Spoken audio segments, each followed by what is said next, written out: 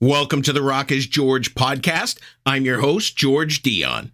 Be sure to check out my new and improved website, rockisgeorge.com, where you can find all our social media and streaming platforms, as well as podcast episodes, knac.com exclusives, album and show reviews, and much, much more. My guest for episode 231 is vocalist JESSI MAULE of the hard rock act Chokesetter. Chokesetter recently released their self-titled debut through Pavement Entertainment, and here's JESSI to tell you more about it. If I knew absolutely nothing about Chokesetter, how would you describe the band's music to me? Blue collar rock and roll, blue collar metal.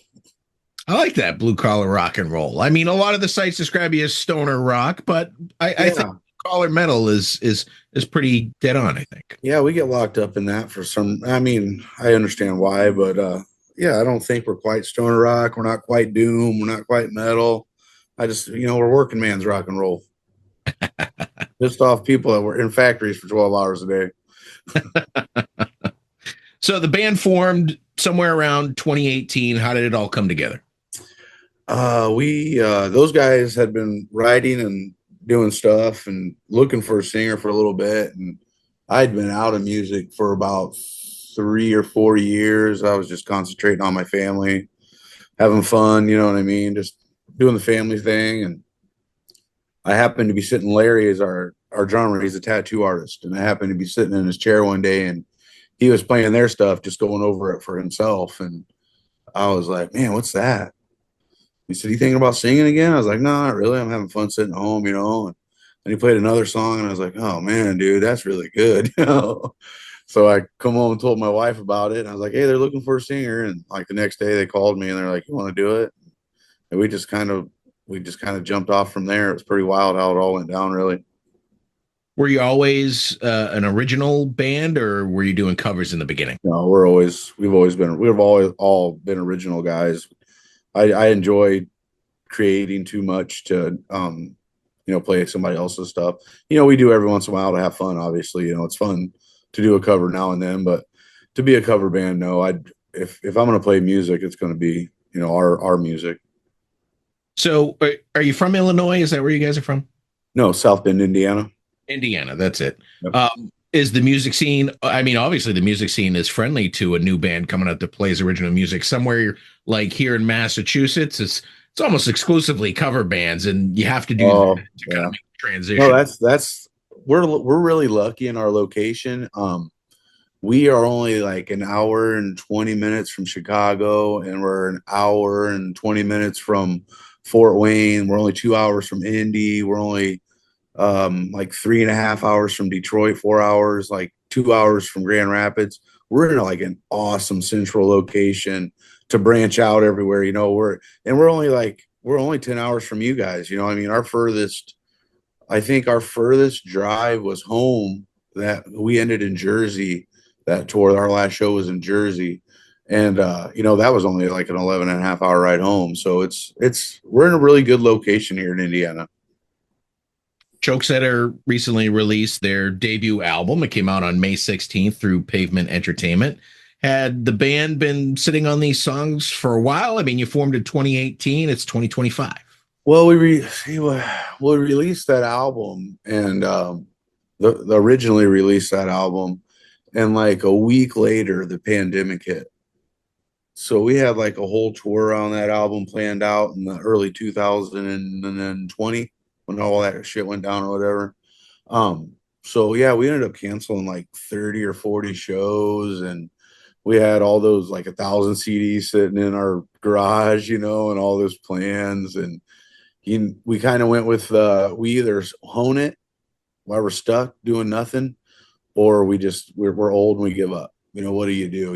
And we all were like, nope, we're honing this shit. So we sat in the thing, and then our original bass player left because he wasn't really into the touring and stuff like that. It was a lot. It's a lot, I mean, anybody that tours knows it's a lot. It's hard. It's hard on families.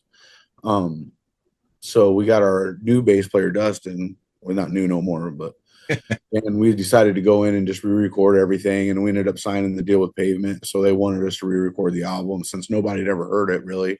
You know, we'd been stuck inside. The only people that knew the album, still really that only know the album, are our you know, close friends and stuff around here, and you know, where we've played, obviously, you know, and they have bought albums. But so we re-recorded everything on that album, remastered it, and then re-released it. So as we're doing this new album that we'll be recording in I think October is when we're going to finish that album up, as far as doing all the big recording on it, uh, so we could have something out for everybody, you know, that was a little bit newer. We put some new songs on the new release of it, 2 new songs, and did a live song from the Whisky and stuff like that. So this kind of makes the original album sort of a collector's item as you move yeah, forward. yeah, because there's only so many released, you know, and we were really proud of it, obviously, you know, but you know, Pavement didn't want us to release it with somebody else on it that's not in the band anymore with them and stuff like that. So it all worked out. It came out really good. When it comes to writing music, does everybody contribute songs, or do they write the music, send it over to you for the lyrics? No, we all this is a very contributing band, and I pride myself on not being the asshole lead singer. You know, I take a lot of advice, and I take a lot of criticism, and a lot of man, I can't even think of the word I'm looking for.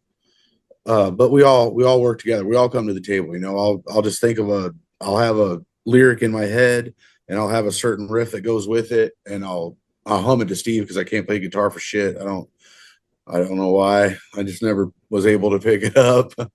But I'll be able to hum it where Steve can get it pretty much, or you know, Dustin, and you know, and then like any of the guys, we're always sending riffs, sending ideas. Bones a really good lyricist. Our drummer, he's been in a few bands where he was the lyricist. He is a really good writer. He writes, you know, he likes the fantasy writing like I do. You know, talk about things in metaphors and make people think about it. You know, think in man's music instead of just straightforward. Well, the single that you put out there, from what I understand, Motorboater, is somehow a tribute to Frank Zappa. I will put out there now, I'm not a huge fan of Zappa, don't know much about Zappa. So I why don't you love talk about? Zappa, man. The history is, if you like read some of the books on Zappa and stuff, like that dude was such a free thinker when it came to music. That's what, you know, and I grew up with a Zappa loving father. You know, my dad's a big Zappa head, and it's just, that was the first guy that I ever figured out when I was a kid that didn't have any rules. When I figured out there was no rules in music, everybody always talked about you got to use the metronome, you got to be on time, you got to do this. And then I heard Zappa, and I was like, you don't have to do none of that shit. You guys hear what this guy's doing, you know? And that was in like the 70s and 80s and stuff. He was an amazing person. And that song is about me meeting the ghost of Frank Zappa in a bar one night. And it was, you know, it's cool because that's like him and Hunter Thompson, I think, would be the 2 people that I'd want to sit down if I ever got to. And, you know, when they show that bench and like, who would you sit here with for an hour? Man, it'd be Zappa. It'd be Zappa or Thompson for sure. Maybe Freddie Mercury, maybe Freddie, because I just want to know how he did it. God, he was the man. Well, what I do know about Zappa, definitely artistic, definitely did things nobody else did, but No, it, it, it, never conformed to the man about it either. He was all about doing it his own way, man. And that's how we do it, you know. And like we write music just how we feel it. And that's why when people are always like, what do you sound like? I'm like, well, one song sounds like doom metal, one song sounds like stone rock, the next one just sounds like straight up rock and roll. The next one's got like a Motown groove to it, you know, with some heaviness in it. And I'm just like, you know, you can't. We're working. We're a mix of everything, you know. As long as it makes us happy and we're all swinging and watching everybody bobbing, we're good. are you gonna release another song as a single or a video? Oh yeah, yeah. We got some. We got a couple that we're working on right now that we're figuring out which one we want to release. Basically, you know, we're gonna try to release them a few here before October. That way, everybody's still got new music. We released The Hard Way. That's a newer song. And then like obviously we want to release like we do, you know, a couple different styles that we do. I don't want everybody thinking we're just going straight this way or that way, you know. So you're continuing to release new music while this album's out. Is that what you're saying? Oh yeah. Just kind Oh of keep yeah, it fresh. man. We kind of, we took this album, we took such a nobody knew about it, like I said. So we took such a break as far as writing and stuff because we were traveling a lot. We played a lot of shows the last few years because of the break from COVID and stuff like that. So yeah, we like nobody on the West Coast had ever heard it. So we went out west and we played it out there, and we were writing as we were doing it, but we were just like, all right, here's an idea, here's an idea.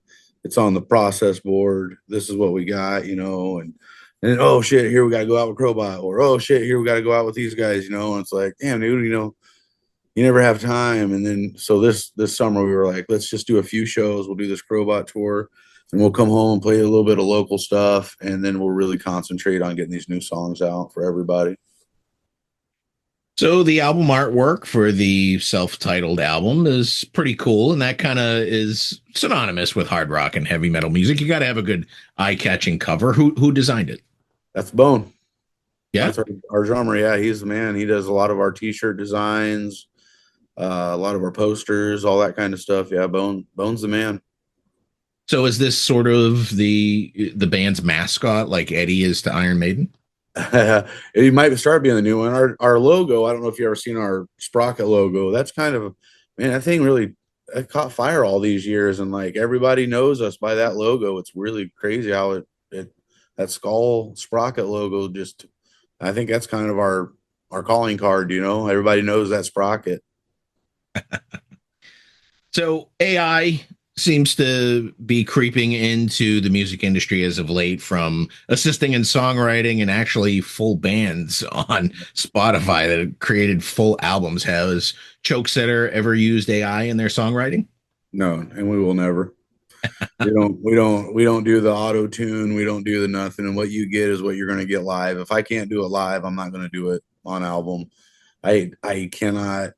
I understand what everybody's doing. I got love for the music industry. I do, but I'm an 80s and 90s kid, man. And I love the raw. That's why I love bands like Caius and Clutch and Fu Manchu. It's still raw. It's still ugly. It's not all auto-tuned up. If the voice cracks a little bit, hey man, that's what happens.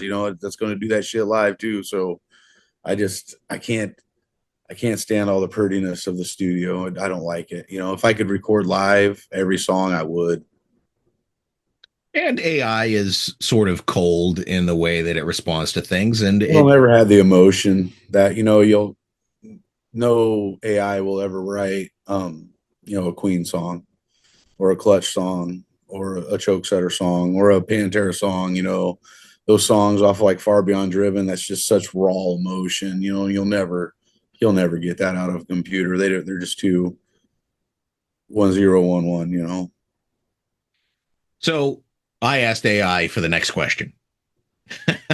I asked Grok to come up with some questions about Chokesetter, and I picked one of the best. And honestly, I wouldn't have came up with the question because I wouldn't have had the info. I don't think I could have found the info, but here we go. Your collaboration with Delco Detention on the Clutch cover, "I Have the Body of John Wilkes Booth," was a highlight for the project. How did that partnership come about, and what was it like bringing your vocals to a song that meant so much to their young guitarist, Tyler? Oh man, they actually came out to the show, that last show of the tour. They were out in Jersey. They came out and hung out with us. The last couple of years, we've got a really good partner relationship with those guys, man. Those Tyler and his dad and his mom are just some of the greatest people, like really are the greatest people. And man, little Tyler is so talented. And when they called, because we did, like, every year we do this big thing called Barn Rocker over in Pontiac, Illinois. And it's a bunch like Mississippi Bones and a bunch of other people, a bunch of other bands get together, and just Clutch fans. And they call it Barn Rocker, and they have a band called the Barn Rocker Band, and they play Clutch covers for like 2 hours.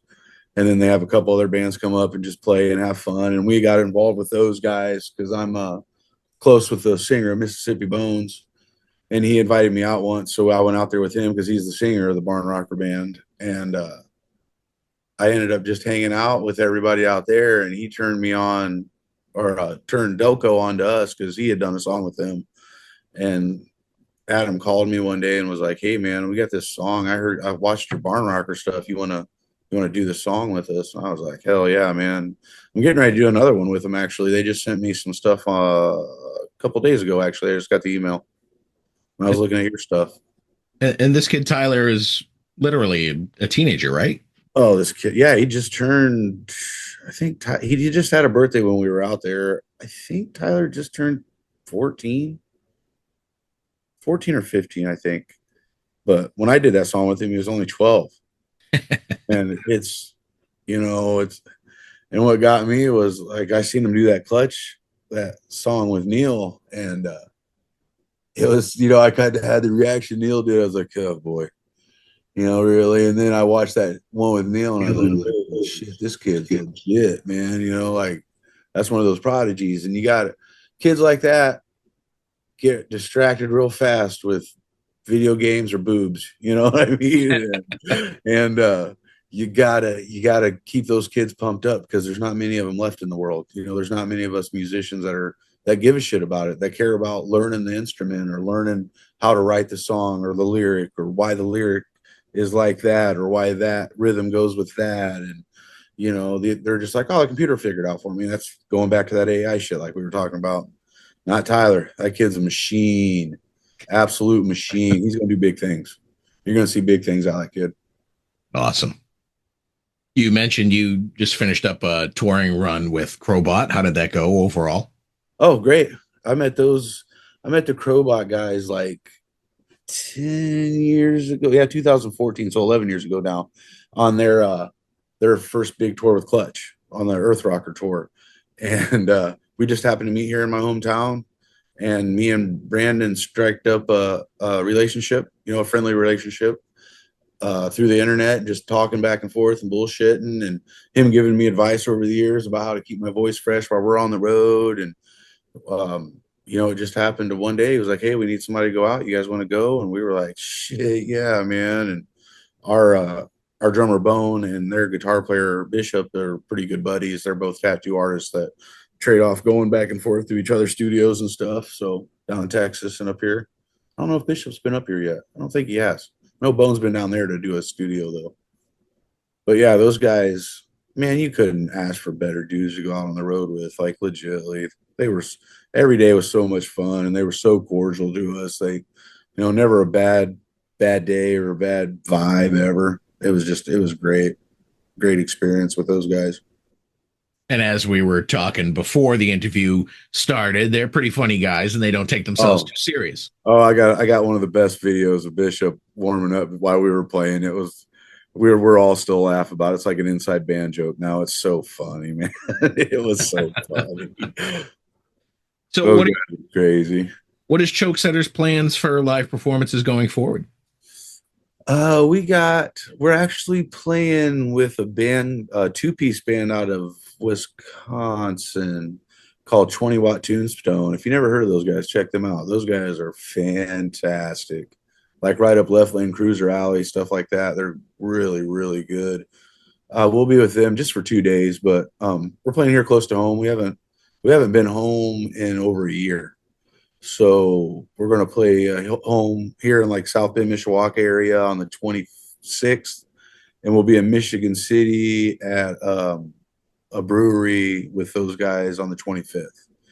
And then after that, we're off again to keep writing and stuff, obviously. And then we get to do a really awesome show in August, man. I'm so stoked. We're playing Thunder on the River for Tunnels to Tower and Folds of Honor for the soldiers and stuff, the fallen heroes, and big honor to get asked to do that. I'm really like giddy about that show. It's just I can't even state how big that is for me to be able to do that for those guys, And then after that, we do a little run at the end of September. I know we're gone for like a week or two. And then we come home and we play with Corrosion and Conformity in Fort Wayne. And after that, it's recording. So the Thunder on the River event for Tunnels to Towers and Folds of Honor. I'm a big supporter of Tunnels Yeah. Towers, of course. How did you get the opportunity for this gig? How did it fall in your lap? Dude, that came about while we were on the CROBOT tour too. We played in we were in West Virginia, Huntington, West Virginia, I believe is the town right across the border there. We were in Huntington, and a band called Peg Bundy. They were so awesome. Their merch was so funny. I bought a hat right away. I was like, that hat's mine. They were so funny. But good band, great band. And he had called me when we got home, a couple weeks after we got home, and he was like, "Hey, you guys interested in doing something for the soldiers and the bikes and stuff?" I was like, "Well, yeah, what's going on?" And then he told me what it was, and I was like, "Holy shit, yeah, absolutely, we're down for that, man. That's awesome. What a great thing to be able to be part of." Absolutely.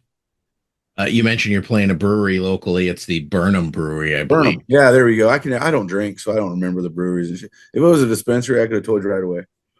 I was going to say a lot of the local acts get their local brewery to name a beer after them. Why not a Chokesetter beer? We had a Chokesetter whiskey going for a while, man, and it kind of like it just never unfolded, man.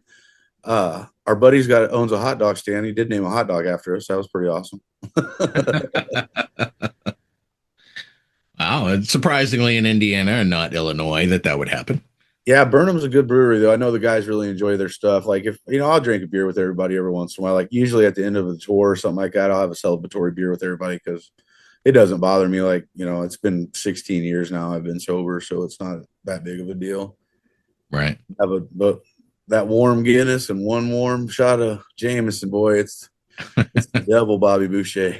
I got Metallica's whiskey in this glass. Oh, there you go. You've been a musician for a long time. What would you say was your best gig so far? The Whisky was a pretty big honor to play at. I know a lot of people's played there and everything, but man, just standing on that stage where legends have walked, that was pretty awesome. I played with bigger places and stuff, obviously, but man, that was pretty awesome. That was a pretty awesome show. I'd have to say that one, or when we played in CROBOT's hometown in Harrisburg, that was a pretty cool show. That was those people, like just as far as people go, the people down there were so cool to us, man. It was so nice. But the Whisky, I'll never forget walking out on that stage. I'll never forget that. That was pretty cool. That was an honor. My dad tells me all the time too. He's like, who's played there, right? I'm like, yeah, Dad, I know who's played there. Is there another legendary stage that you hope to get to one day? The only other, I don't know where for me, the only one I haven't got to play, like my all-time favorite club in the whole wide world, is the Metro in Chicago. That club, to play there, to play at the 930 Club where Clutch started out, would be a pretty big honor for me. But the Metro is like, that's my golden ticket. What was your worst gig over the years? Oh man, so we had a for real Blues Brothers moment, man. It was fucking crazy. So sorry cussing. Sorry. We I usually don't. That's the problem. Like, especially interviews on my music. You notice our songs have no cuss words. Our first manager in one of my first bands, we got signed back in the day real young. And they had us on this little like off-road tour because we were out with Anthrax, and then we're doing off dates. And he's like, "Hey, I got you an off date in Ohio. They promised you guys $500, this and that and the other. This is a big deal. It's like 2,000." So I was like, "Shit, $500, that's a lot of money." I was like, "Yeah, we'll do it. We'll do it. That's cool." We literally walked in, and there was really chicken wire around the stage, and Patsy Cline playing on the jukebox. And I looked over at the bartender, and I looked back at my guys. And this is like right when cell phones started. So only one of us in the band had a cell phone. That's just so we could get a hold of Kent. And I called him, and I was like, "Hey, bud, this ain't the place for us. We're going to get our throat slit in here, And he's like, "Well, how bad can it be?" And I sent him a picture, which took him 15 minutes to get to him because it was digital at the time or whatever. And he texted me back, and he was like, "Get out of there right now." He said, I'm sending you guys the money out of my own pocket. I said, all right, that's what I want to hear. He's like, is that really chicken wire, Jess? I was like, that's really chicken wire, bro. That's really chicken wire, man. This is not fake. You know, this is not a drill. We start playing, they're going to kill us. So prior to Chokesetter, you've been in other bands. What other bands were you in? Yeah, I was the singer of Deadlight Redemption in the mid 2000s. We did a lot of big things. We did really good. It was a really good band, and I was the original singer of Fallen in the early 2000s. Okay. The other guys in the band, they're also veteran musicians. Yeah, we've all been in multiple bands, and a lot of us have had, you know, all of us have had good success in bands over the years. I think the only one that hasn't like traveled extensively is Larry. I mean, but he's just a traveler. He bounces between New Orleans and here there for a while, and he's home now for good. But for a good while, he was down in NOLA. So even though the current Chokesetter album is 2 months old, you've already mentioned that you guys work on new music. Do you have a timetable for another full length release? No, I hate to speculate. Like, I know we're going to record in October. I know that. So I mean, it shouldn't be long after that. You know, I'd probably think, you know, sometime around the beginning of the new year, a little bit after that, hopefully. I know we're all full steam ahead on it now. That CROBOT tour really kicked us in the ass as far as momentum and getting things done goes. It was like, we need to get some more shit done. Is there a physical CD for the current album? Yeah, there is. Okay. Yeah,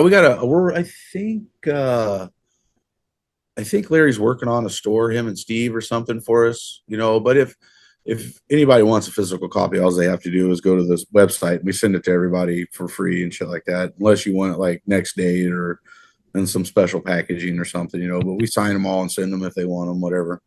Nice. Was there any talk of vinyl going forward? We're actually, that's hilarious. You said that. I was just talking to the Atomic guys right before me and you got on. I was going through my emails with them.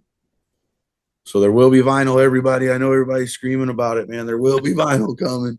We're DIY, man. You know, we do everything pretty much on our own now. So everything comes out of pocket and out of hard work. So it's like, none of us are rich. Keep on trying to talk to two single guys in the band to find out some rich cougar, but they ain't having it. Well, Jesse, those are all the questions I have for you today. The new self-titled Chokesetter album is out now through Pavement Entertainment. Fantastic album. I wish you the best of luck with it, and I want to thank you for taking the time to tell me more about it today. Absolutely, bro. I appreciate it, man. Thanks for having me. Once again, I want to thank JESSI MAULE of Chokesetter for coming on the Rock is George podcast. Be sure to check out their self-titled debut, out now through Pavement Entertainment. Head over to your favorite streaming platform, take a listen to the album. If you like what you hear, buy a physical copy, support the artist. For all things Chokesetter, head over to their official website, chokesetter.com. I also want to thank Barbara Papa George and Pavement Entertainment for making this interview possible. You've been great. I've been George Dionne. Discover your next favorite artist on the Rock is George podcast.